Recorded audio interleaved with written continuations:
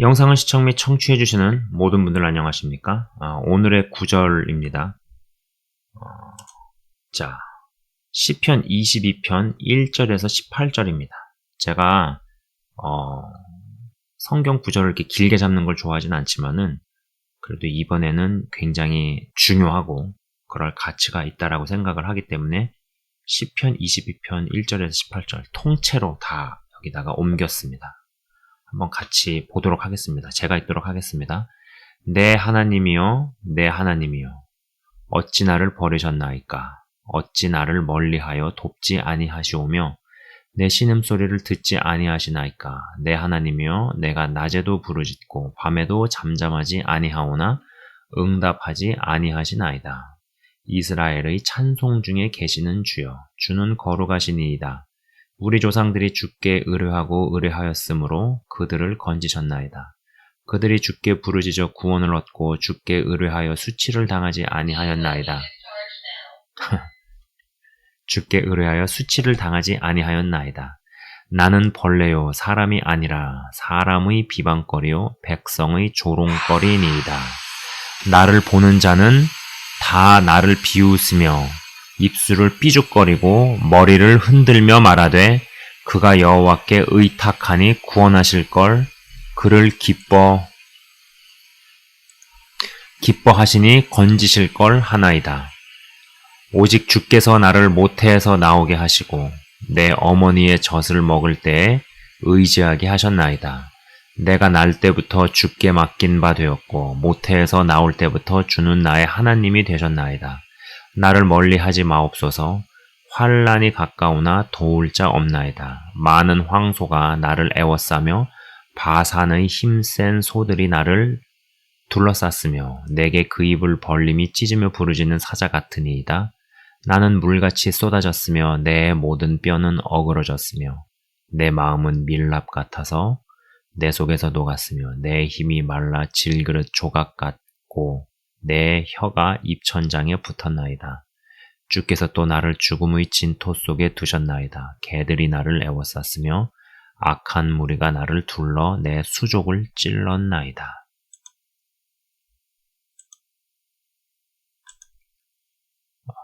내가 내 모든 뼈를 셀 수 있나이다. 그들이 나를 주목하여 보고 내 겉옷을 나누며 속옷을 제비 뽑나이다. 입니다. 자, 읽어드린 구절이 다소 길었어요.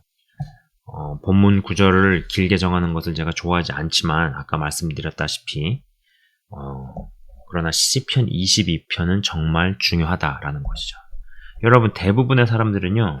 시편 23편을 좋아합니다. 그죠? 23편을 좋아해요. 여기 이거에 23편을 근거로 많은 설교들이 있고요. 그 다음에 뭐 많은 찬송들이 있죠. 그러나 사실 우리가 진짜로 눈여겨봐야 하는 것은 시편 23편이 아니라 22편입니다. 어떻게 보면은 진짜 시편 22편을 못 보게 만들고 가리려고 23편에 집중시키게 만든 것이 아닌가라는 생각도 합니다. 뭐 암송하지 말고 찬양을 듣지 마시라 그런 얘기가 아니에요. 시편 23편도 뭐 의미가 있고 귀한 것이죠. 그러나 여러분 이 시리즈에서는 정말로 우리가 하나님의 일을 아는가, 하나님의 일을 믿는가, 그분이 하신 일과 하실 일을 우리가 정말로 믿는가, 예수와 복음, 이러한 큰 주제, 아니 가장 큰 주제에 대해서 이야기할 때는 사실 우리는 시편 22편에 대해서 정말로 알아야 하는 것이 중요하다라는 것입니다. 자, 시편 22편은요, 시작부터가 예사롭지 않습니다. 내 하나님이여, 내 하나님이여 로 시작합니다. 여러분, 동일한 이름을 두 번 부르는 식으로 나오는 대목은 굉장히 급하거나 무언가 감정적으로 격동함이 정점에 도달했을 때입니다. 진짜로 아브라함이 이삭을 죽이려고 칼을 휘두르려고 하니까 하나님께서 다급하셨습니다. 아브라함아, 아브라함아 두 번 부르시죠. 그리고 예수님께서 하나님께 절규하실 때 하나님을 두 번 부릅니다. 항상 그분을 아버지로 지칭하고 뭐 나와 아버지라고 운을 떼시면서 나와 아버지와의 관계는 어쩌고 저쩌고 이렇고 막 이렇게 항상 운을 떼시면서 이야기하시던 분이 하나님이라고 합니다. 22편 1절은 예수님께서 십자가에서 매달려 계셨을 때를 보여주고 있습니다. 1절뿐만이 아니죠. 8절과 18절을 보십시오. 예수님을 둘러싼 자들이 비웃고 조롱하고 십자가에서 내려오라고 합니다. 그가 건지시는지 보자고 합니다. 그리고 18절도 마찬가지이죠. 다윗은 예수님을 봤습니다. 아주 구체적으로 봤고 그분이 무슨 일을 당하실 것도 먼저 본 것입니다. 여러분, 다윗은 많은 직함들이 있는 사람이었습니다. 캐릭터가 복잡다단했고요. 그리고 굉장히 어떤 입체적인 인물, 재능과 어떠한 기능이 많은 인물이었어요. 똑똑한 사람이었죠. 시인이면서 군인이었고 목독이면서 정치가였으며 그리고 또 음악가이자 왕이었습니다. 그러나 여러분, 우리는 다윗을 가장 중요한 것은 이 사람을 선지자로 기억해야 된다는 거예요. 선지자. 다른 직책은 다 잊어도 상관없어요. 다 몰라도 상관없다까지 이야기하고 싶습니다. 뭐 알아서 나쁠 건 없지만 그러나 몰라도 우리 구원에 있어서 크게 그렇게 영향을 미치진 않는다. 그러나 다윗을 선지자로 기억하는 건 굉장히 중요합니다.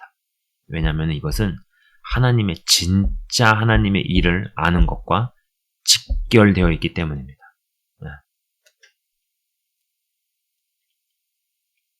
선지자로 기억을 해야 복음이 우리에게 전수가 됩니다. 다윗과 밧세바 사건, 다윗과 골리앗 너무나 유명하죠. 그리고 이러한 주제를 가지고 되어진 설교문이라든지 연극이라든지 영화 이런 것들이 얼마나 많이 있습니까? 그러나 그러한 것에 대한 이야기와 주제, 성경의 이야기 알아서 나쁠 거 없지만은요. 사실 엄밀히 이야기해서 몰라도 된다라고까지 이야기하고 싶습니다. 왜냐하면 복음과 상관이 없기 때문이죠. 그리 중요한 이야기가 아닙니다. 그러나 시편 22편은 가장 중요하다라는 겁니다. 복음을 이야기하고 있습니다.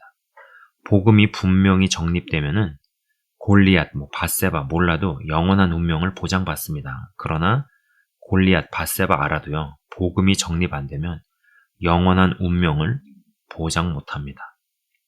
그리고 구약도 결국은 예수님 이야기를 하고 있습니다. 헌데 이 구약이 초림과 십자가 죽음만 이야기하고 있지 않다라는 것이죠.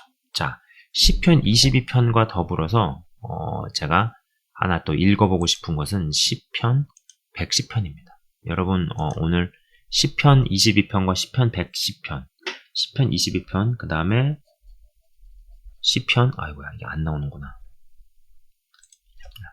시편 110편 이거는 따로 좀 구별을 하셔가지고 좀 스스로 개인적으로 읽어보셨으면 좋겠어요.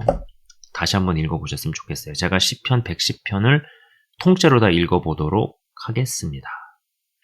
여호와께서 내 주에게 말씀하시기를 내가 내 원수들로 내 발판이 되게 하기까지 너는 내 오른편에 앉아있으라 하셨도다. 여호와께서 시온에서부터 주의 권능의 귤을 내보내시리니 주는 원수들 중에서 다스리소서. 주의 권능의 날에 주의 백성이 거룩한 옷을 입고 즐거이 헌신하니 새벽 이슬 같은 주의 청년들이 주께 나오는도다. 여호와는 맹세하고 변하지 아니하시리라.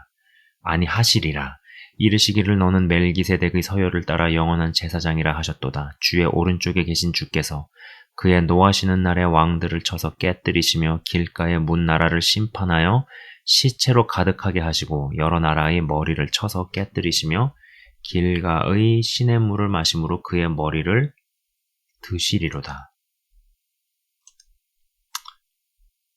자,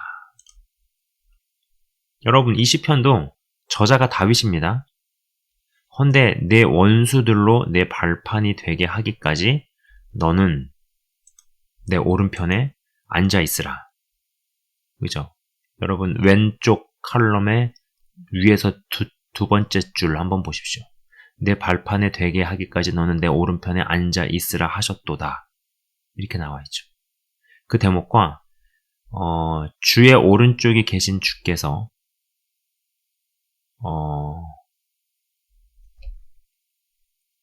오른쪽, 왼쪽 아니라 오른쪽 위에서 네 번째 줄 주의 오른쪽에 계신 주께서 그의 노하시는 날에 왕들을 쳐서 깨뜨리실 것이라는 이 두 대목을 생각해 보면은요.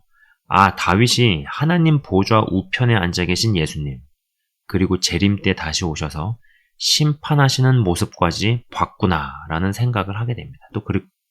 그리고 그것이 맞아요. 네, 그것이 맞습니다. 그리고 다윗은 주님께서 다시 오시는 것까지 다 본 것입니다. 그리고 예수를 믿는 것이죠. 예수를 믿고 구원을 받은 것입니다. 구약의 인물들, 구약시대의 사람들도 예수 믿고 구원 얻었다는 것입니다.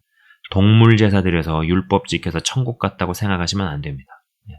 예수 십자가의 공로를 통해서 구원을 얻고 복음의 파노라마에 참여합니다. 그리고 어마어마한 숫자의 사람들, 주 안에서 대기하며 천년왕국 때 일어날 첫째 부활을 손꼽아 기다리고 있다는 것입니다. 자, 여러분, 다윗에게 많은 역할과 많은 어떠한 직함들이 있었습니다. 그죠? 그러나 가장 중요한 이 복음의 파노라마와 직결되어서 생각해야 되는 다윗의 가장 중요한 직함은 선지자였다. 미리 알고 보았다라는 것입니다. 예수님의 초림과 십자가 사건과 그리고 보좌 우편에 앉아 계시고 그리고 재림 때 다시 오셔서 이 왕들을 심판하시고 권세들을 심판하시는 그 모습까지 다 알고 보셨다라는 것이죠. 그리고 이것이 가장 중요한 하나님의 일이고 성경을 관통하는 복음의 파노라마입니다. 자, 우리가 정말로 그래야 해서 예수와 복음을 제대로 알고 또 제대로 믿는, 그래야 해서 하나님의 일의 시작이 그분이 하신 일들과 그분이 하실 일들이 우리 마음 가운데서 정말로 제대로 정확하게 믿어지는 은혜가 가득하시기를 주의 이름으로 축원을 드립니다. 제가 잠깐 기도하고 마치도록 하겠습니다. 하나님 아버지 감사합니다. 어떤 면에서는 교회를 다닌다고 하고 예수를 믿는 사람들로 하여금 알아서 나쁠 건 없지만 그러나 몰라도 되는 것에 너무 많이 기울이게 만드는 것은 아닌가라는 생각입니다. 많은 사람들이 시편 23편을 암송을 합니다. 그 대목을 가지고 설교하기를 좋아하고 또 우리는 은혜를 받습니다. 그리고 또 우리는 다윗과 밧세바 사건 혹은 다윗과 골리앗 사건에 열광을 하고 또 많은 설교들이 행해지고 우리는 듣습니다. 알아서 나쁠 것은 없습니다. 그리고 그것도 성경에서 나오는 부분이기 때문에 충분히 교육과 훈육에 있어서 필요한 레슨들을 꼽을 수 있습니다. 그러나 엄밀히 말씀을 드리면, 엄밀히 이야기를 하면은 하나님의 핵심적인 이 서사, 진정한 하나님의 일, 복음과는 관련이 없는 것을 보게 됩니다.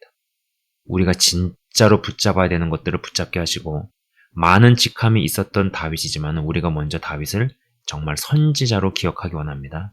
그리고 이미 그때 당시에 예수님의 죽음과 십자가 사건과 그리고 승천하셔서 하나님 우편에 앉아 계시던 예수님과 그리고 다시 오셔서 하실 일들까지 미리 다 보고 기록을 했던 이 다윗.